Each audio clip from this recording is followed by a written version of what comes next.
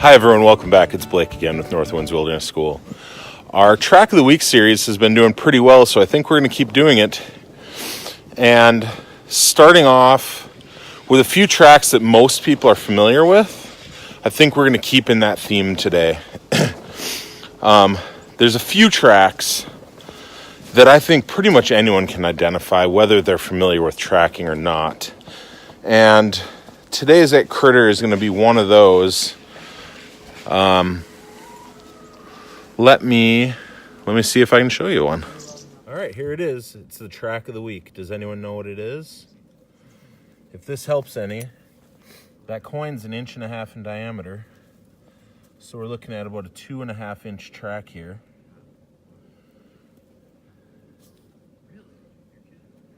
There's the next one. There's the next one.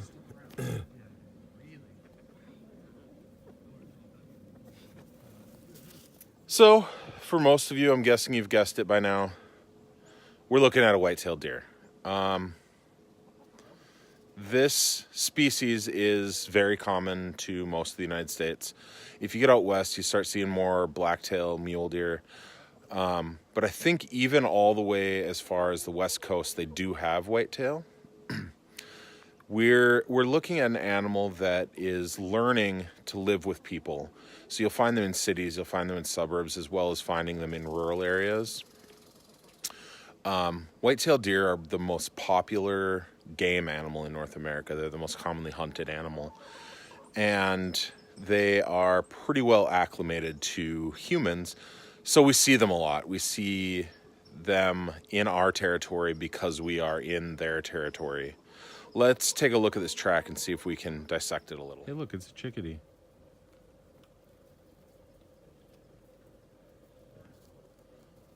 That's the black-capped chickadee. Let's take a look at this track.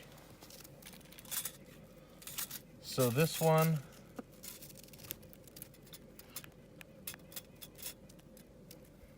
we're looking at about 2.5 inches long and about 2 inches wide. So this is a pretty small track for white-tailed deer. You can see there's the next one. There's the next one.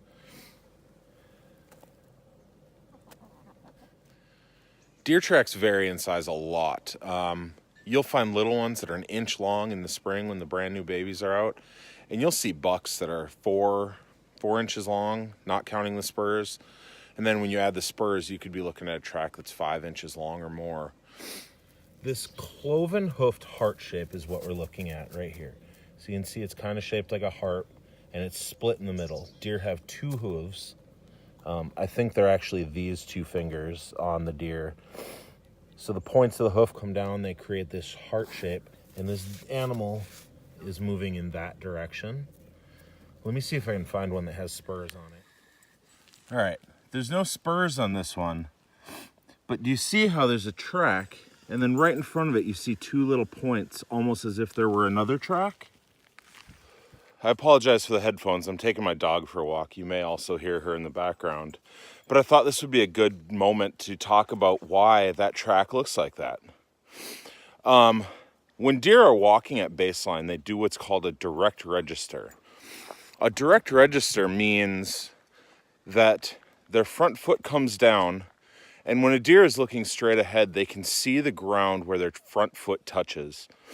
This is an evolved defense mechanism to help them not step on sticks or branches that might make noise while they walk.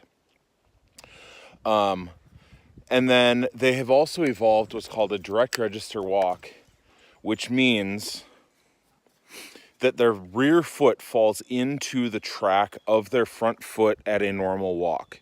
This, again, is an evolved defense mechanism to make sure they're not making noise as they walk through the forest. If you've ever heard someone refer to a white-tailed deer as the ghost of the North Woods, that's why, because they're very difficult to see and they're very, very quiet. If the front track is behind, if the rear track is behind the front track, it indicates that they're moving very, very slowly. Maybe they've been spooked or they're wary about something. maybe they're continuing to move, but they are moving very, very slowly to watch their surroundings. If the rear foot is in front of the front foot in the gait pattern, it indicates that they are walking quickly but not running. This could mean that they've been spooked and they're thinking about running, or they heard a noise and they're trying to decide which direction it came from. When a deer is at a full run, they can literally have 18 to 20 feet between steps. All right, so I just walked over 5 miles with my dog, and I spent an entire day at Rewild U earlier this week, and I have not been able to find a track with spurs on it. That's due mostly to the conditions we're dealing with here. The ground is frozen solid, and there's only a little bit of really soft snow. And in order for the spurs on a deer track to show up, you need kind of specific conditions. So I'm going to include a picture here so you know what a track with spurs look like. But before I do that, let me just tell you, both male and female deer have spurs, and they have them on the front feet and the rear feet. When I was growing up, I was told that if you saw spurs on a deer track, it meant it was a male deer. That's in fact not true. Females do have them as well, and they have them on the front and the back. But what you're most likely to see is the front spurs on a male deer. That being, the males are heavier, they have bigger front feet, and during the rut, their neck swells and they grow heavy antlers on their head, which increases the likelihood that the spurs on their front tracks are going to show up. What you need, the conditions you need for a deer track to show spurs are a soft substrate like mud or clay, and either a very fast gait like a gallop or a full-on run, or a very heavy deer.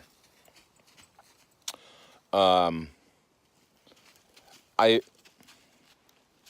feel like I haven't given you enough information about deer tracks, but tracking deer is something that I do a lot of. It's something I'm pretty passionate about. So it might just be that I feel like I'm missing something because I want more. If you feel like there was something I left out, please let me know in the comments and I'll try to add it in later. If you learned anything from this video, please tell me. And as usual, find a friend to share this with. I appreciate every second of your time. Enjoy these track pictures as I let you go. Thank you. Have a great day.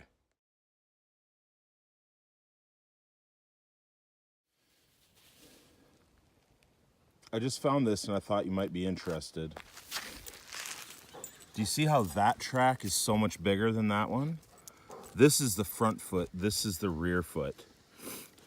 I realize I don't have any scale here, but this is a pretty big deer track. We're definitely looking at a large deer, probably a male. And you see how the toe on the right is farther forward than the one on the left? That indicates that this is a right foot, which is verified by the fact that if you move to the left, there's another track. This is a clear indication of a deer moving very slowly because the rear track is behind the front one. And let's just follow this for a bit and you can see rear foot in the back, rear foot in the back, rear foot in the back. This deer is moving very, very slowly. It could be that he was just super, super relaxed and didn't care about what was going on around him. Or it could be that he was hearing noises and trying to figure out where they were coming from. The fact that this gait pattern goes on and on and on like this, also notice we're talking about several deer here, indicates to me that they were just very relaxed and didn't really care about what was going on.